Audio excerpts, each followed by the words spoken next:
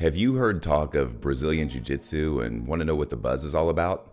Maybe you're wondering if you should give it a try. Well, the answer to that question is yes, but stick around to find out why. Welcome to Health and Wealth Explorer. My name's Wade, and even though I'm clearly not in the gym right now, I have broken out the gi nonetheless because today we're going to talk about one of my favorite topics, Brazilian Jiu-Jitsu, or BJJ as it's commonly called. If you've checked out any of our other content, then you probably already know that I'm a big proponent of Brazilian Jiu-Jitsu. For example, if you've watched my video outlining 5 tips to improve health, you might recall that I listed Brazilian Jiu-Jitsu as my #1 active passion. If you haven't seen that video, I'll leave a link so you can check it out. But back to BJJ, not only am I a black belt with nearly 20 years of training experience, but I also consider Jiu-Jitsu to be a key factor in why, at the ripe old age of 50, I feel like I'm in the best shape of my life. The point is, I think there are some real benefits to training in Brazilian Jiu-Jitsu, benefits that can be life-changing.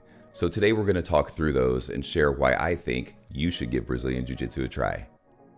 The first, and maybe the most obvious benefit of Brazilian Jiu-Jitsu is physical fitness.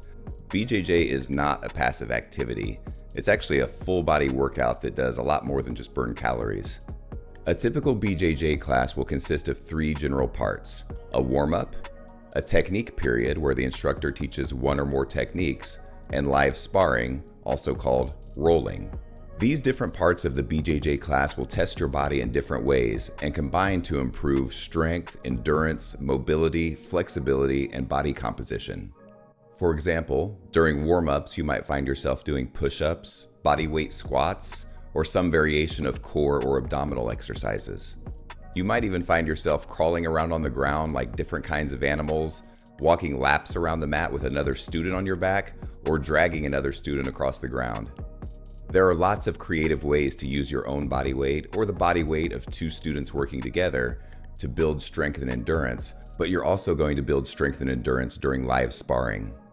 When you're sparring or rolling, you're going to be trying to dominate and control another student against his or her resistance, while that student simultaneously tries to do the same thing to you. It's a real grappling struggle.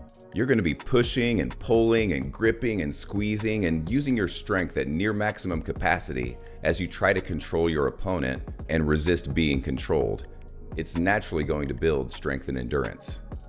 Speaking of gripping, you're going to be doing a lot of gripping in Brazilian Jiu-Jitsu.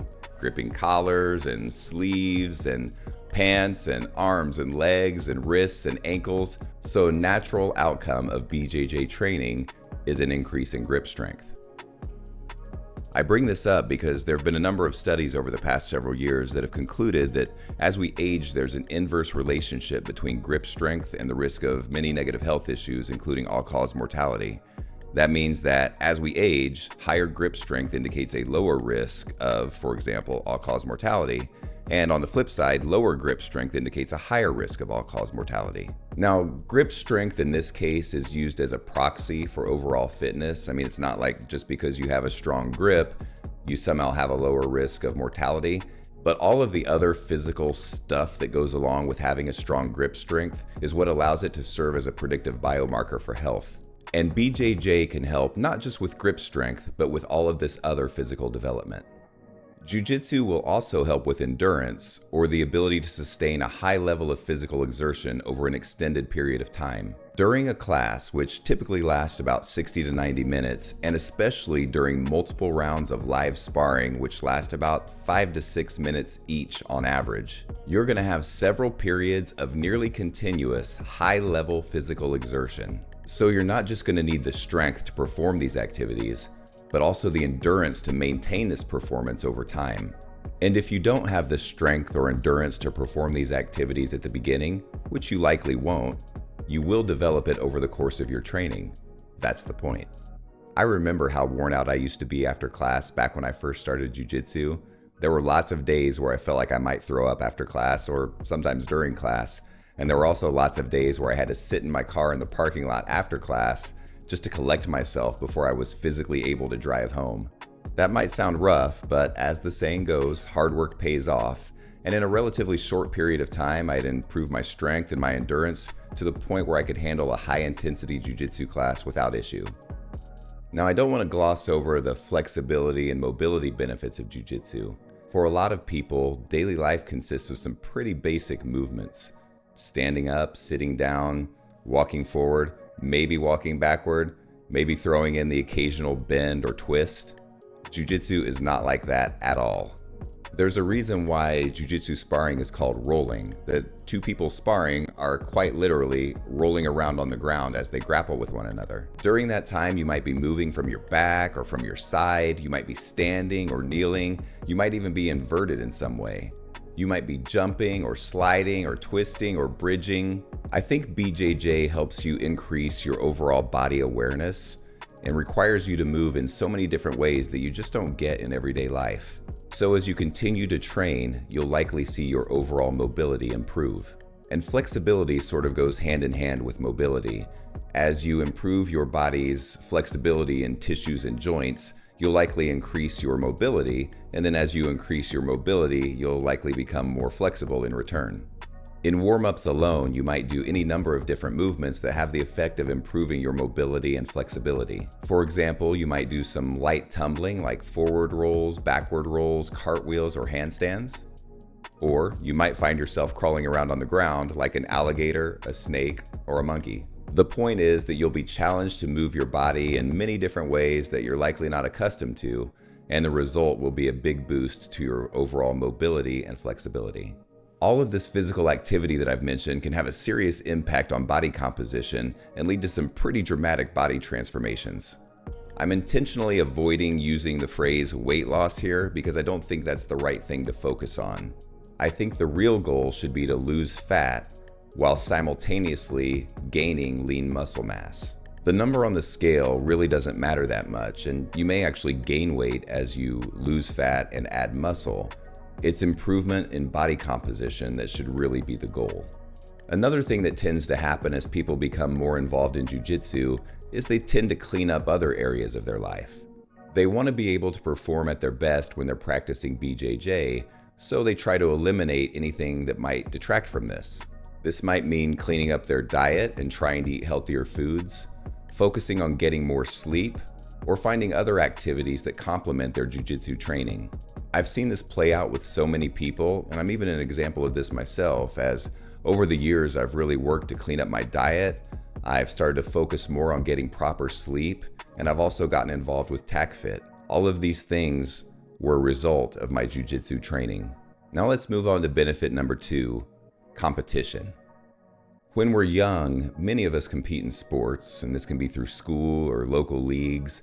They can be team sports like basketball or soccer, or more individual sports like golf or tennis. Whatever the case, these sports provide an outlet not just for athletic activity, but also for competition. Unfortunately, as we get older, many of us lose access to organized sports and the competitive outlet that they provide. So if you're someone who likes to compete and you miss or desire that feeling of competition, then Jiu-Jitsu might be for you. With BJJ, you get competition at a couple of different levels.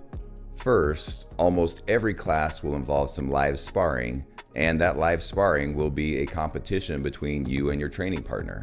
Best of all, while you might have some idea whether or not you won or lost a particular round during a particular class, this really isn't the kind of competition that's about winning or losing. In a lot of ways, it's a competition with yourself. It's about learning, growing, and improving, and being a good training partner so that your opponent can do the same. Beyond that, your school might have in-house tournaments where students from within the school or from within a network of schools, as the case may be, can compete against one another in a situation that's a little more formal with tournament rules, but is friendlier and less stressful than an actual Brazilian Jiu-Jitsu tournament. In-house tournaments also serve as great practice for those actual BJJ tournaments. Speaking of tournaments, Jiu-Jitsu has grown so much in popularity over the past several years that there's now an abundance of tournaments for those students who really want to put their skills to the test and compete against students from other schools or other cities or even from other countries. No matter where you're located, you'll likely be able to find a competition nearby where you can go for the gold. While Jiu-Jitsu has grown and continues to grow into a popular competitive sport, one thing we can't forget is that BJJ is first and foremost a martial art. and one of the key purposes of a martial art is self-defense. BJJ really burst into the American consciousness in the early 1990s with the very first UFC event. As the story goes, the UFC was created by the Gracie family, the creators of Brazilian Jiu-Jitsu, for the explicit purpose of proving to the world that Brazilian Jiu-Jitsu was the best martial art. In that very first UFC event, and then in others that followed, the Gracie family's representative, Royce Gracie, shocked the world by defeating fighters from various other martial arts, many of whom were much larger than him, and winning the competition. Through those early UFC events, Brazilian Jiu-Jitsu was shown to be a superior martial art, and arguably the best martial art, that actually worked in a real combat situation. It also demonstrated a key principle of BJJ, that a trained person, even if they're smaller and weaker, can defeat a larger, stronger opponent by using technique and leverage. This is what makes BJJ so effective for self-defense. We know it works. We've seen it work in fighting events. We see it work every time we do live sparring in class. We know what it feels like to grapple with another person in a very true-to-life situation. And we know how we can use BJJ to overcome a less skilled opponent, even if they happen to be bigger, heavier, or stronger. This is why I recommend BJJ for self-defense to the women in my life. If they ever find themselves in a self-defense situation, especially if it's against a male attacker who is most likely going to be bigger and stronger, and if that struggle hits the ground, which it's very likely to do, there is no other martial art or system that I'd rather have them equipped with than Brazilian Jiu-Jitsu. Even though Jiu-Jitsu might seem like a very individualized activity, it can very easily turn into a whole family activity. I've seen it happen so many times. Maybe parents enroll their kids in BJJ class because they've heard how effective it is, and they want their kids to get all of the benefits that are associated with martial arts in general, things like building confidence and learning respect and discipline and so on. So the parents bring the child to the jiu-jitsu class, and then after watching class for some period of time, maybe it's weeks or months, they decide they want to give jiu-jitsu a try too. On the flip side, a parent starts taking BJJ class, he or she falls in love with it, and the next thing you know, they want to share it with other members of the family. The next thing you know, the significant other is giving BJJ a try, and the kids are giving BJJ a try. Whichever direction it comes from, the end result is that the whole family gets involved in Brazilian Jiu-Jitsu, and it becomes an incredibly positive activity that they can all share together. Then within the school, you'll likely make some new friends, and you might find some other families in a similar situation that you can build more extensive bonds with. So beyond your actual family, all of the people at your Jiu-Jitsu school end up becoming like your extended family, which leads us to our next benefit: community. As individuals and families train and grow together over time, a natural camaraderie will often develop among the students, just due to the nature and intensity of BJJ training and the idea of being on the same team. But in my opinion, a good BJJ school really works to develop a sense of community among its members. This can take the form of events that take place at the school, but outside of class. Things like holiday events, kids' parties, team picnics, and so on can go a long way toward building a feeling of community among the students and giving them an opportunity to see each other off the mats. For people who don't have family who live with them or live nearby, or don't have a strong network of friends, or otherwise just feel socially isolated, a jiu-jitsu school can provide the relationships and community that they might be missing, and can become a sanctuary of interpersonal connection and support. Extending this idea beyond the individual BJJ school, you'll find that there's also a larger BJJ community. While different schools might be competitive or even rivals from a tournament perspective, I think there's a general camaraderie in the BJJ community at large. When you interact with somebody and you find that they too are practitioners of jiu-jitsu, even if you just met, there's a certain knowing that comes along with that, and an immediate bond that wouldn't exist otherwise. So wherever you go, around the country or around the world, you'll likely find a community that welcomes you as a fellow BJJ practitioner. Now let's move on to benefit number 6, mental health. The many ways in which jiu-jitsu can benefit mental health have already been blended into the other benefits that we've already discussed.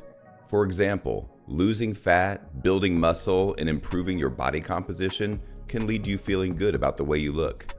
Getting in shape, improving your strength and endurance can make you feel proud of what your body can do and accomplish.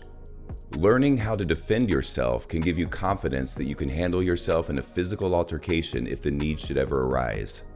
All of these things can go a long way towards improving your self-perception and helping you build confidence in various other aspects of your life. Also, when you're in the middle of a BJJ sparring session, it's a time when you can have mental focus and be totally present. You're not thinking about problems outside the gym, about that project you need to complete for school or work, or anything else that might otherwise be draining you mentally and emotionally. You're present in the moment and focused on the task at hand, executing your BJJ strategy and not getting submitted by your opponent.